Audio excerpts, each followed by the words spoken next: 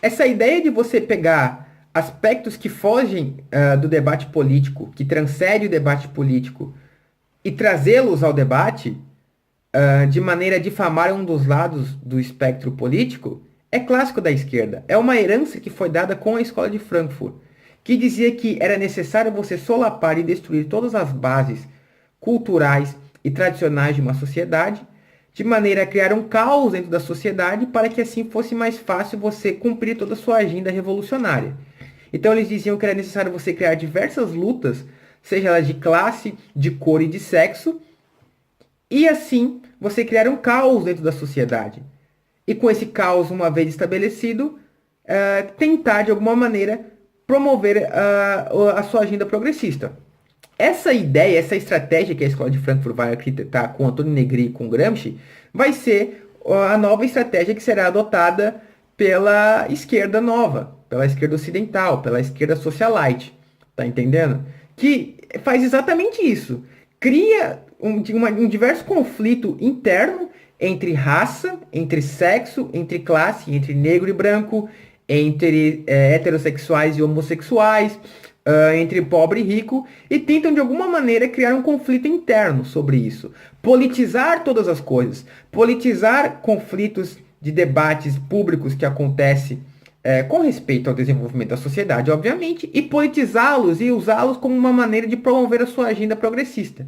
Você pegue, por exemplo, o ataque que aconteceu em Suzano. A primeira a tuitar com respeito a esse ataque foi a Márcia Tiburi. Só que não de maneira a prestar solidariedade às famílias que estavam sofrendo, mas sim a usar o ataque que aconteceu como uma maneira de promover a sua agenda desarmamentista. Observe que o senso ético e moral de pessoas como esses não existe, uma vez que o próprio Marx já falava, na verdade, que a religião é o ópio do povo e que, portanto, questões éticas e morais não existem e nem devem existir dentro da sociedade. Uma vez entendido isso, conseguimos entender do porquê que a esquerda consegue ser tão massivamente agressiva ao ponto de matar pessoas em prol da revolução, ao ponto de manchar a imagem de um indivíduo publicamente, pelo simples fato da sua agenda pelo simples fato de cumprir a sua agenda progressista. Tá entendendo? Então, existem aspectos que fogem da realidade política, mas que a esquerda traz ao debate político, só que não de maneira democrática, mas de maneira a usá-lo em prol da sua bandeira, como difamando um dos lados do espectro político. Foi assim que aconteceu com o Trump, foi assim que aconteceu com o Bolsonaro, e é assim que acontece com qualquer indivíduo ou político que seja de direita, ou que se assemelhe à direita. Tá entendendo? Você homogeneiza as coisas. Só que quando esse tipo de coisa acontece, a primeira pergunta que eu faço é, tá, o ataque que aconteceu em Suzano, ou o ataque que aconteceu na Nova Zelândia, por exemplo, que eles disseram que era de extrema direita, de que direita pertence? Observe que aquilo que é direita e esquerda no Brasil é totalmente diferente daquilo que é esquerda e direita nos Estados Unidos, ou na Polônia, por exemplo. Darei um exemplo. Aquilo que é um liberal no Brasil, que hoje pertence ao espectro político da direita, é totalmente diferente daquilo que é um liberal nos Estados Unidos, que defende a social-democracia e apoia Hillary Clinton. Aquilo que é, por exemplo, a direita na Polônia, que é uma direita conservadora ibero-católica, é totalmente diferente daquilo que é a direita conservadora no Brasil, como a direita liberal Edmund Burke.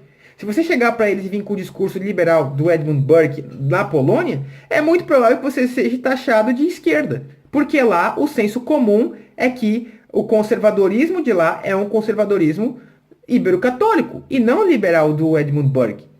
Tá entendendo? Então, essas concepções daquilo que seria esquerda e direita são apenas uma maneira de nós tentarmos administrar o caos que é o debate político e fazer com que de alguma maneira nós conseguimos classificar as ideias de outras ideias. Tá entendendo? Então, quando os caras falam, porque o ataque tal é de extrema direita, tá. Primeiro ponto, você está homogeneizando as coisas. Segundo ponto, você está negando que existe uma diversidade entre direita e entre esquerda e esquerda. Uma coisa sendo que isso é falso, uma vez que é fato verídico que existe uma diferença entre os dois espectros políticos ao redor do mundo. Tá entendendo? Então isso dá a entender que ou são um mau caráter ou falta de conhecimento. Mas eu acredito que realmente falta Falta caráter mesmo para isso, né? Porque uma vez compreendido que esse esqueleto marxista não tem nenhum senso ético e moral quando se fala a respeito de política, né? É muito provável que isso aconteça. Tá entendendo? Então, observe que existem aspectos que fogem da realidade política, mas que é trazido à tona no debate político apenas como uma ideia de promover a sua ideologia, a sua bandeira, a sua agenda. Tá entendendo?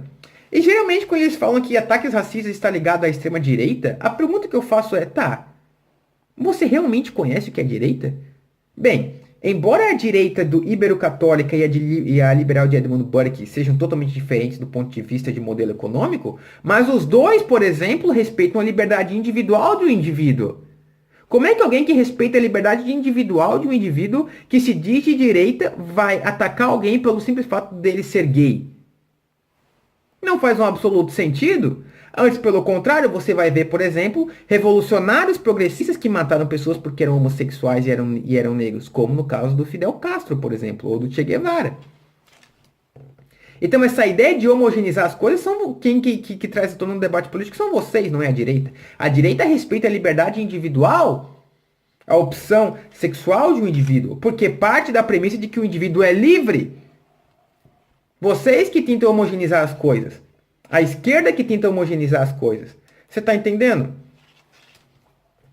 Então, existe esse processo de distorção da realidade política com aquilo que é apenas o discurso político. Tá entendendo? Isso é princípio básico de ciência política. Você distinguir o discurso do político, o discurso do movimento político, com aquilo que está acontecendo na prática. Por exemplo, você pega o movimento feminista. A teoria, na teoria, o movimento feminista é lindo e maravilhoso. Mas na prática, é totalmente diferente. Se na teoria o movimento feminista diz lutar pela igualdade da mulher, na prática o que você vê é o feminismo lutando para destruir o homem e colocar a mulher em cima de tudo. Pegue um outro exemplo, o movimento LGBT, que diz trazer o direito, defender o direito dos homossexuais, quando o Agostinho Fernandes prestou solidariedade ao Bolsonaro, por exemplo, e foi solapado por diversas empresas que boicotaram ele, eu não via o movimento LGBT levantando a bandeira em prol do Agostinho. Por que não levantaram? Porque ele apoiou alguém que o movimento LGBT tem como inimigo político? Então logo vocês não defendem o direito dos homossexuais. Porque embora ele tenha prestado solidariedade ao Bolsonaro, ele ainda continuou sendo gay. Então o que nós vemos é o movimento LGBT, assim como o movimento feminista, não defendendo o direito do homossexual da mulher, mas defendendo uma bandeira. E esse é o papel do cientista político. Tentar justamente entender até que ponto o discurso político do movimento ou do candidato político se converge, se liga com aquilo que nós estamos vendo na prática. Tá entendendo? E é justamente isso que a direita tenta fazer. Agora, a esquerda homogeneiza tudo, pega aspectos que fogem da realidade política e coloca eles no debate político como uma tentativa não de criar um debate democrático com respeito àquilo, mas sim como uma tentativa de difamar o seu opositor.